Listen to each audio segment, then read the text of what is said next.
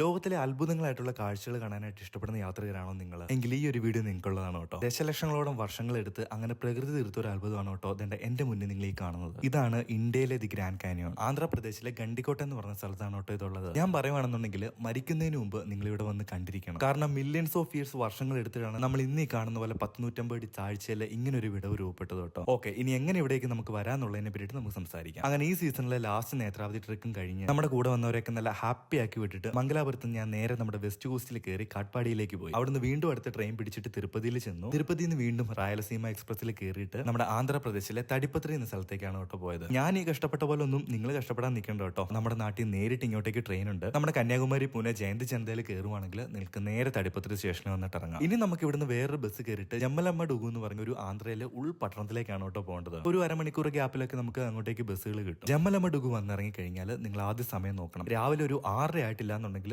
ആരോടെങ്കിലും ചോദിക്കുക ഗണ്ടിക്കോട്ടയിലേക്കുള്ള ബസ് എവിടെ കിട്ടുമെന്ന്. രാവിലെ 6:30 കഴിഞ്ഞ് കഴിഞ്ഞാൽ ചോദിക്കാൻ നിൽക്കണ്ട. കാരണം ആ ഒരൊറ്റ ബസ് മാത്രമേ അങ്ങോട്ടേക്ക് ഉള്ളൂ കേട്ടോ. ഗൈസ്, ഇനി നമുക്ക് ഇവിടുന്ന് പോകേണ്ടത് ഗണ്ടിക്കോട്ടയിലേക്കാണ്. അവിടെയാണ് നമ്മുടെ ഗ്രാൻഡ് കാനിയോൺ ഉള്ളത്. ജമ്മലമടുഗു ടൗണിൽ നിന്ന് തന്നെ നമുക്ക് ഗണ്ടിക്കോട്ടയിലേക്ക് പോകാനായിട്ട് ഷെയർ ഓട്ടോ കിട്ടും. ഇവിടുന്ന് ഏകദേശം ഒരു 15 കിലോമീറ്റർ ഉണ്ട് നമുക്ക് ഗണ്ടിക്കോട്ടയിലേക്ക് പോകാനായിട്ട്. ഗൈസ്, വൺസ് നമ്മൾ ഓട്ടോ കയറിയോ ബസ് പിടിച്ചോ നമ്മൾ ഗണ്ടിക്കോട്ടയിൽ വന്ന് കാലുകുത്തിയോ അപ്പോൾ നിങ്ങൾ മനസ്സിലാക്കാൻ തുടങ്ങും ഈ ആന്ധ്രാപ്രദേശ് എന്ന് പറഞ്ഞ സ്ഥലത്തെ എത്രത്തോളം നമ്മൾ അണ്ടർ എസ്റ്റിമേറ്റ് ചെയ്തിട്ടുണ്ടായിരുന്നു എന്ന്.